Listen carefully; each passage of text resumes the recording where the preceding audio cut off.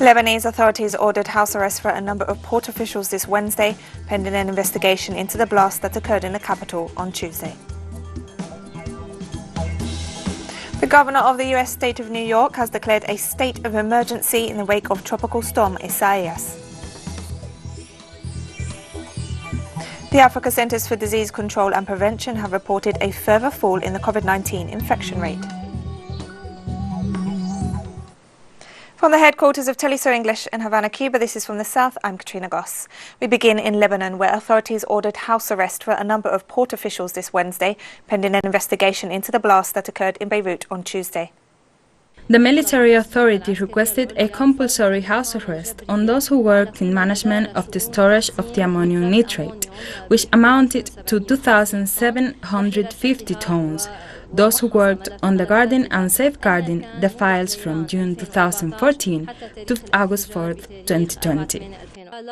Securing a certain amount of wheat after the damage of the warehouse in the fire, we request the Ministry of Public Works and Transportation to do what is needed to secure the operations of import and export through the ports, Bar Beirut Port, like Tripoli or Saida. And the search for survivors of the blast in the Lebanese capital continues as the government declared a state of emergency for the next 2 weeks. International aid has already begun arriving in Lebanon following the devastating blast that plunged the country into further crisis. Over 100 deaths have been reported, while the number of people missing surpasses the casualties so far. Thousands were wounded as the shockwave caused damages to buildings across half of the city. According to reports, the blasts were felt as far away as Cyprus, around 150 miles northwest of the country. The governor of Beirut, Maran Aboud, described the disaster as apocalyptic and estimated that at least 300,000 people were made temporarily homeless, while noting that the recovery efforts could cost the country over $3 billion. The United Nations Secretary General has extended condolences to the Lebanese government and people while reaffirming the organization's support for recovery efforts. The Secretary General expressed his deepest condolences to the families of the victims, as well as to the people and government of Lebanon following the horrific explosions in Beirut. He wishes a speedy recovery to the injured, including several United Nations personnel working in Lebanon. The United Nations remains committed to supporting Lebanon at this difficult time and is actively assisting in the response to this. On Wednesday, the Iranian Red Crescent Society loaded a plane with humanitarian aid for the Lebanese people. The plane is carrying much-needed medical supplies, a medical team and a field hospital to help tackle the emergency sparked by the blast that occurred in Beirut on Tuesday afternoon. The NGO announced that this was the first of a series of humanitarian aid shipments to be sent to Lebanon. In regards to what happened yesterday in Beirut, the first shipment of Iranian aid weighing more than 95 tons, including medical items, medical equipment, food, a field hospital, and a medical team of 30 people, will be sent to Beirut. A large fire broke out at a public market in the United Arab Emirates city of Ajman this Wednesday. Local residents reported seeing a cloud of thick and black smoke from the fire that broke out at 6:30 p.m. local time. Meanwhile, civil defence teams rushed to the site in order to control the blaze. Authorities have not reported any injuries so far. According to reports, a nearby hospital was evacuated as a precautionary measure. The cause of the fire remains unknown.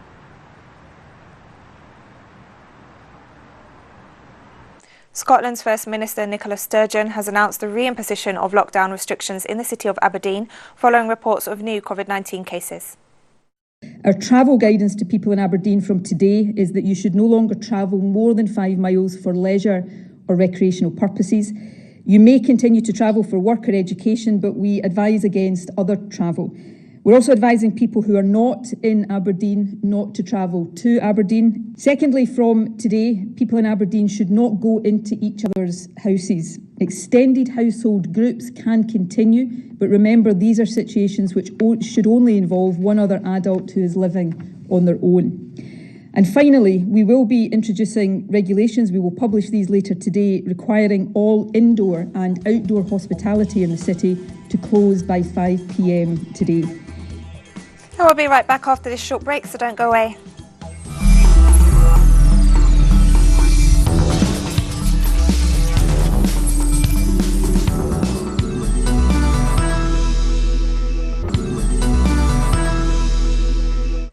Welcome back to From the South.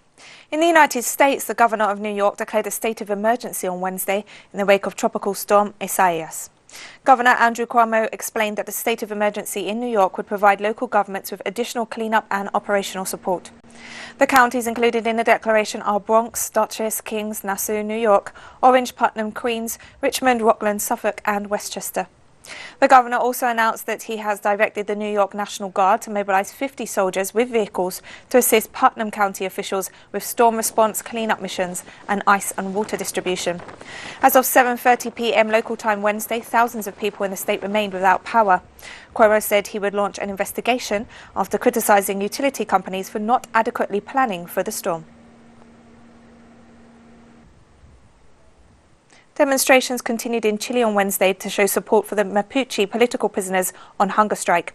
A group of Mapuche activists took over public buildings in the municipality of Teruel in Arauco province, demanding an end to the state violence against indigenous communities and calling for the release of Mapuche political prisoners imprisoned in several jails across the country. The activists entered the municipal facilities early in the morning, while other groups of protesters blocked roads. Bolivian de facto President Janine Áñez appointed far-right politician Branko Marinkovic as head of planning and management of foreign aid provided to fight the COVID-19 pandemic. The appointment comes in the midst of corruption allegations over the handling of resources to tackle COVID-19 and unconstitutional handling of debts with multilateral organizations by the de facto government without the approval of Bolivia's Plurinational Assembly. Branco faced charges of treason following secessionist attempts as well as magnacide during the government of former Bolivian President Evo Morales. He returned to the country in November last year after the coup. And Bolivia's Supreme Electoral Tribunal has called on the Bolivian Workers' Center, the country's chief trade union federation, and other social organizations to return to the negotiating table in a bid to stop the widespread protests over the postponement of the general elections. The court summoned the Bolivian Workers' Center and 6 affiliated organizations of indigenous and rural workers to a meeting this Wednesday. Meanwhile, the Electoral Tribunal reiterated that the elections were moved to October 18th, taking into account the COVID-19 health emergency across the country. The Union Federation announced an indefinite general strike in order to demand the vote be held on the previously agreed date of September 6. And the protests against the postponement of the elections until October 18th continue in Bolivia. Protesters took to the streets in different parts of the south of the city of Cochabamba, while blocking main roads and highways connecting to the west of the country. Bolivia has now seen 3 days of demonstrations and roadblocks, heavily affecting traffic and transport.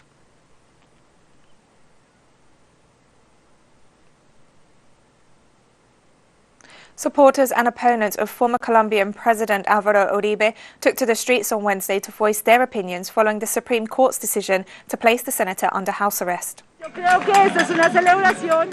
This is a national celebration. For a long time we have been waiting for a person like Uribe to be in a process of being arrested. We hope this is the first step for those investigations to advance, so that former President Álvaro Uribe is responsible and that he pays for the crimes he has committed. This is an infamy. The FARC narco-terrorists guilty of committing crimes against humanity are in Congress making fun of their victims, and a patriot like Uribe is subject to unjust justice. The heart and soul hurt when justice does not fulfill its purpose, when justice becomes politicized and justice punishes politics. We only ask for justice for Álvaro Uribe Vélez. And a spokesman for Colombia's Democratic Center political party announced this Wednesday that former Colombian President and current Senator Álvaro Uribe has tested positive for the novel coronavirus. As spokesman for the Democratic Center in the Senate, we informed the public that President Álvaro Uribe has been diagnosed with COVID-19. However, his state of health is excellent. He has not presented any major symptoms or any breathing difficulties. We wish him a speedy recovery, and from the Democratic Center, we send him a hug of solidarity. Brazil has now surpassed 97,000 COVID-19 deaths and reported over 2.8 million confirmed cases. According to a report offered this Wednesday by the National Council of Health Secretaries, Brazil registered 322 new fatalities and over 54,500 new cases in the last 24 hours. Meanwhile, officials from the Brazilian Health Ministry are discussing new measures to face the damages caused by the novel coronavirus.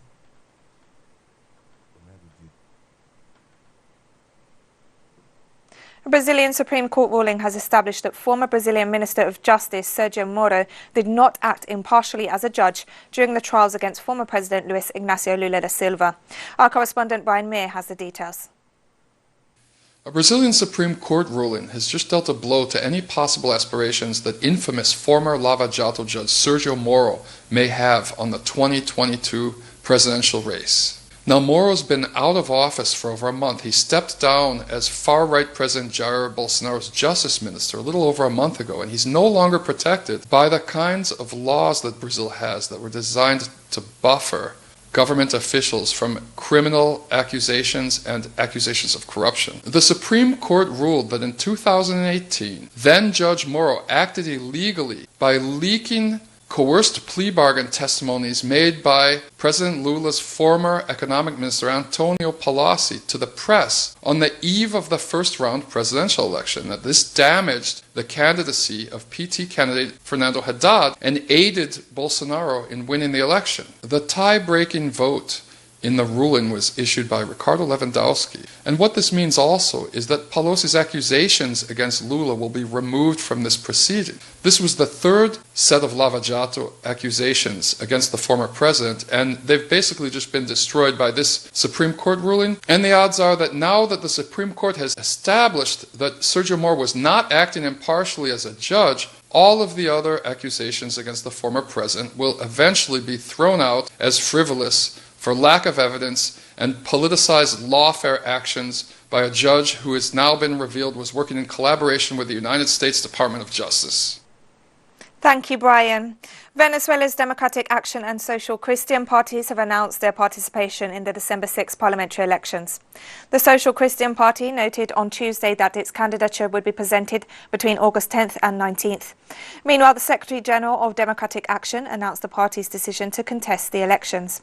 The Democratic Action Party has condemned calls that encourage abstention or a boycott of the vote, following statements by some other opposition parties.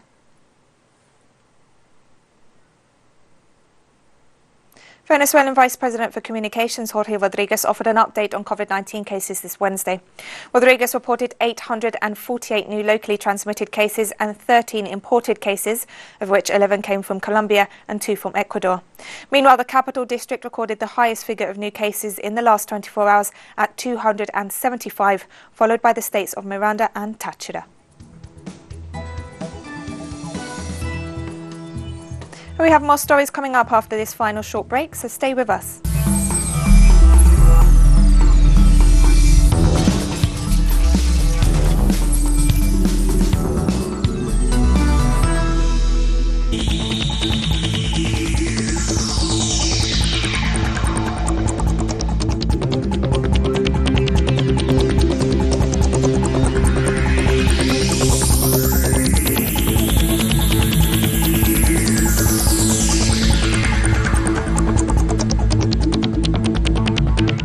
Welcome back to From the South.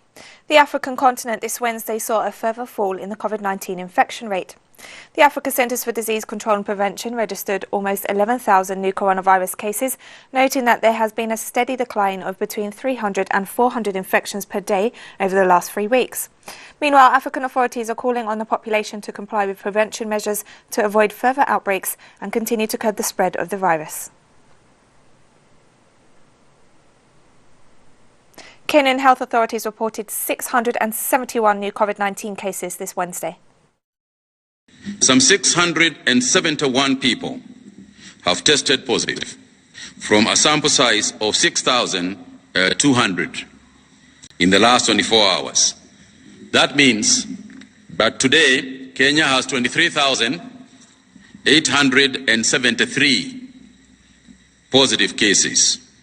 Our cumulative tests now stand at 329,123. 633 of those people are Kenyans, while 38 are foreigners.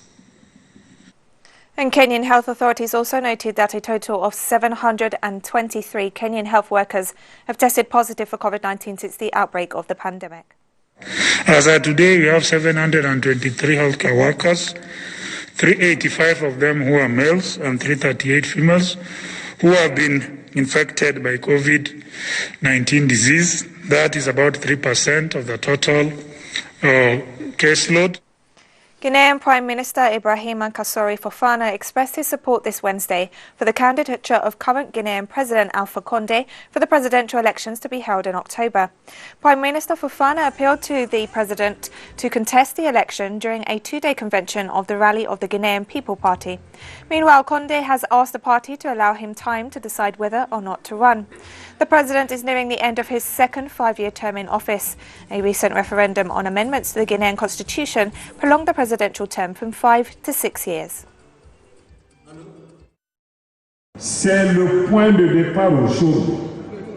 This is the starting point today for a new, bright and promising future for Guinea and Guineans.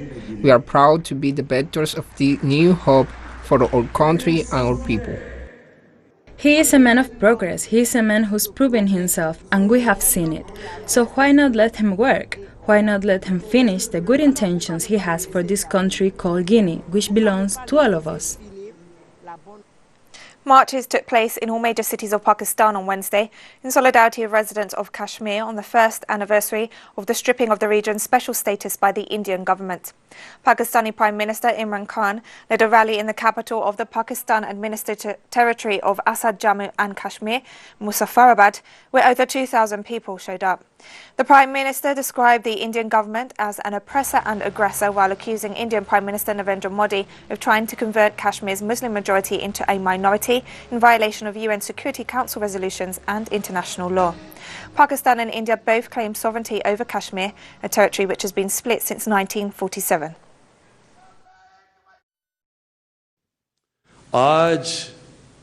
Today, Narendra Modi stands exposed before the world, and the world is looking at Kashmir. They, India, thought they will crush Kashmirs with their atrocities, and they will fear of their genocide.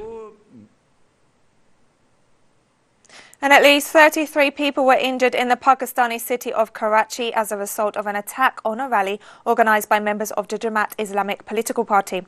According to local police, a motorcyclist threw a grenade at the participants, resulting in an explosion. Meanwhile, Pakistani authorities published a new official map earlier this week, showing all of Kashmir as Pakistani territory.